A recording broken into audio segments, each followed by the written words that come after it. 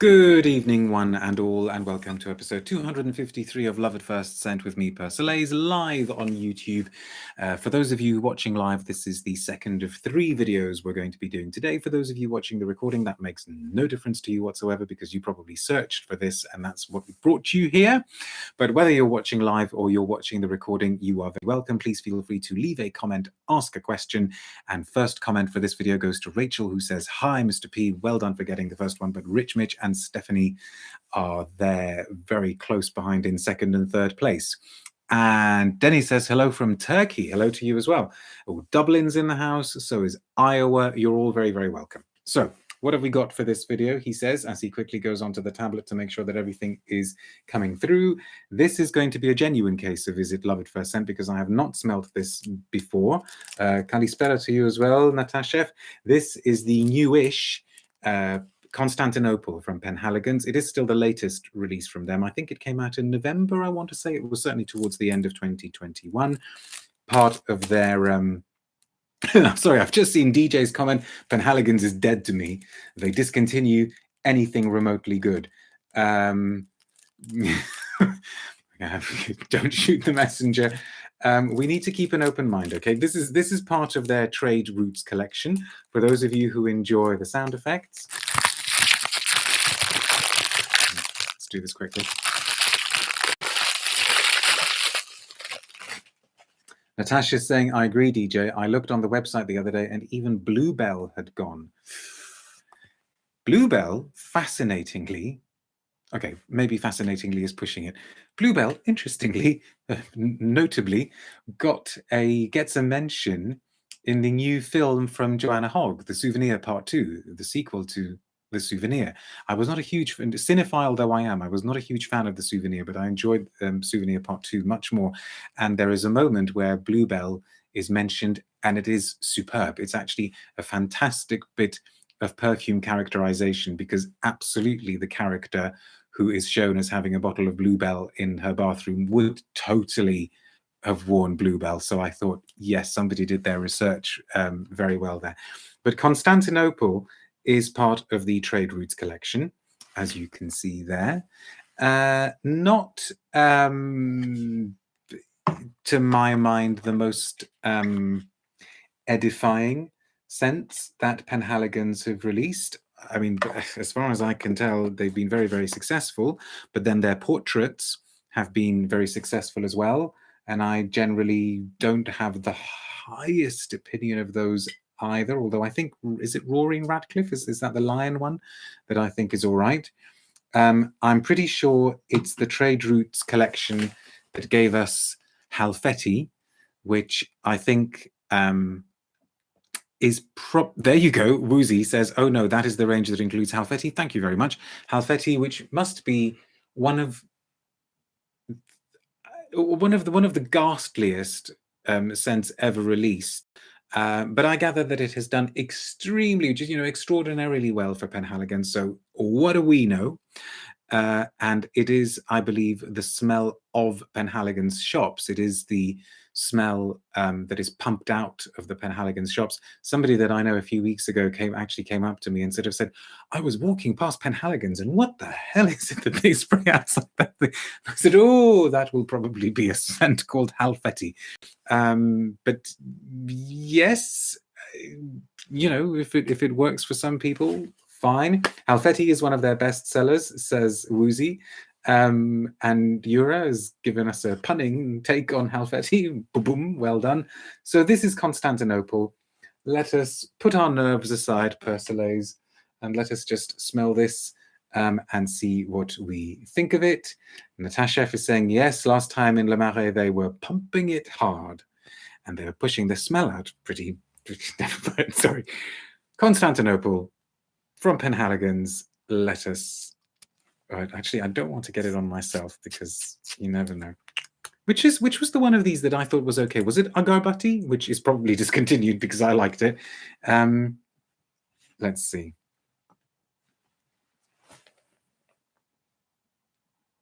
Oh, okay. That's definitely a more promising start. Thank goodness for that. I was really thinking, okay, is this going to turn into a forehead rant?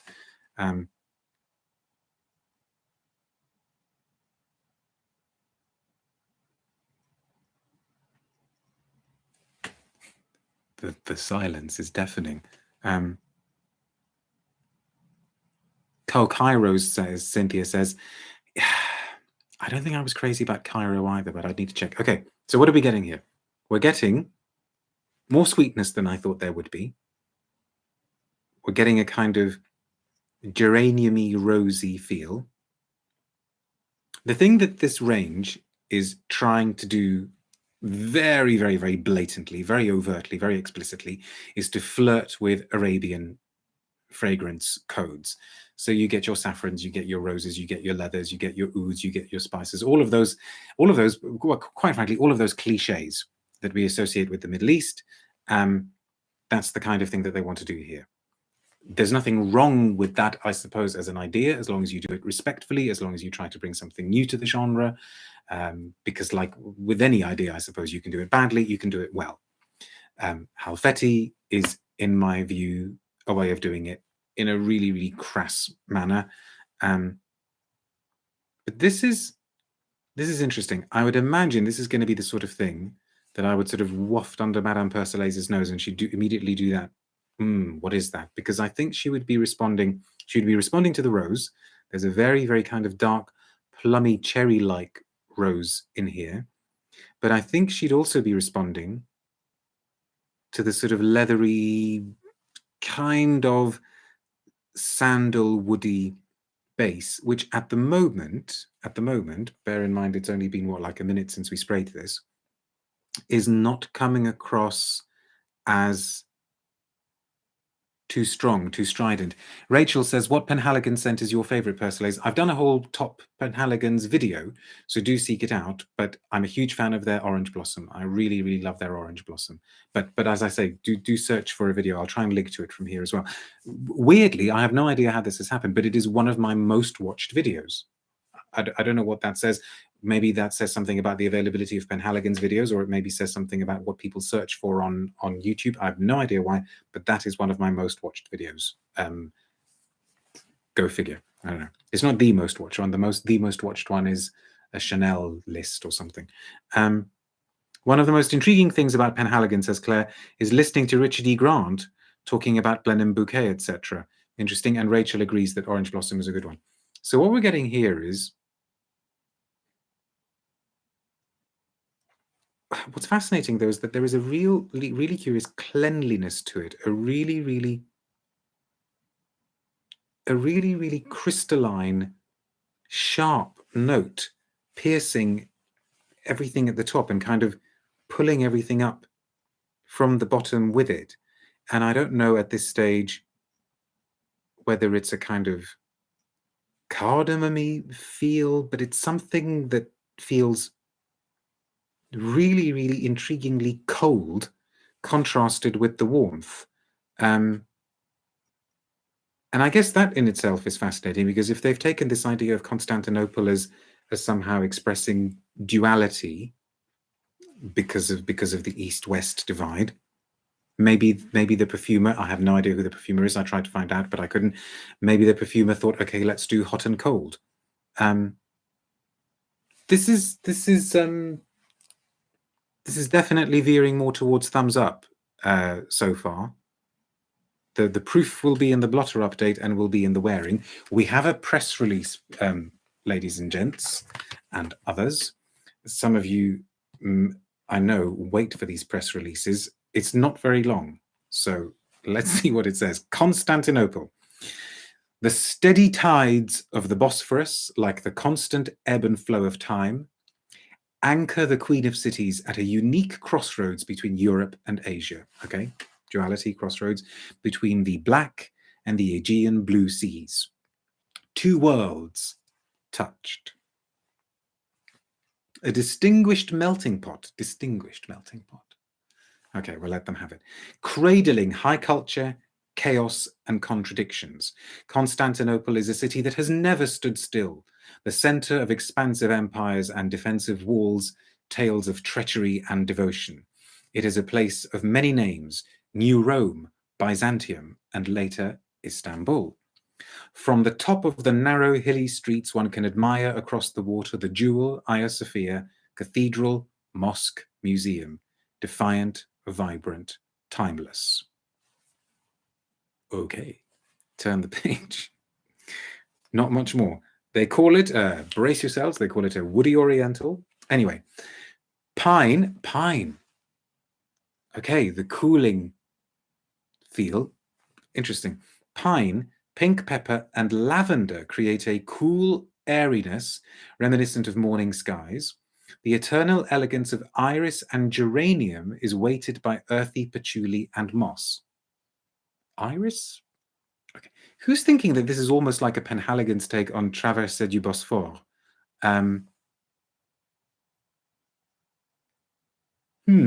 Woozy saying, you mock these ones, but didn't you write some for Amouage last year? I think I wrote a story. There was actually an outright story, but anyway. And then there's a list of notes. Siberian pine essence, pink pepper essence, frozen lavender. Okay, so they're definitely going for something really, really cooling here. Frozen lavender. Interesting. And then iris concrete, rose, geranium essence, vanilla pod. Oh, I like the fact that they're trying to tell us that they just stuck a whole vanilla pod in there. Patchouli essence and moss.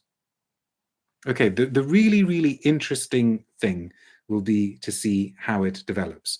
Does it retain this sense of mystery, which it definitely possesses? There's definitely something quite compelling, quite intriguing, magnetic about this hot-cold contrast. I think always a difficult thing to pull off in perfumery. Is it going to sustain it? And if it doesn't, is it going to go into something more interesting, or is that base going to be that kind of crass, heavy-handed, overly rough, overly boorish, overly aggressive base that, regrettably, sadly, we do associate with far too many of the Trade Routes collections from Penhaligons, but also is probably the thing that makes them sell by the bucket load. Who is attracted to frozen lavender, says Linda Glare. Sounds a bit off-putting to me, but the idea is intriguing, isn't it? You know, taking that feel of lavender and making it sort of sub-zero cold. No, I'm intrigued by that. I'm intrigued. And lots of hellos, and I don't understand that comment. Hot and cold are somewhat two sides of the same coin and can bring about similar sensations, says Yura. Sounds interesting. None of those ingredients says Istanbul to me, says Gavin. Oak Rose, Turkish Delight, I don't know. And heard a radio show about the Bosphorus and how hard it is to navigate safely, says Claire. Do you think that's a metaphor for this? Lavender ice is pleasant to eat, says Lynn. Lavender ice cream is good, says Cynthia. Okay, I think I'll let you have that discussion amongst yourselves. The blotter update for this one is going to be interesting. It's already starting to roughen up a little bit, but that could also be because I'm over smelling it. So I shall leave it. If you are watching live, stick around because we will be back in a few minutes to celebrate the 30th anniversary of a true modern classic. See you in a bit.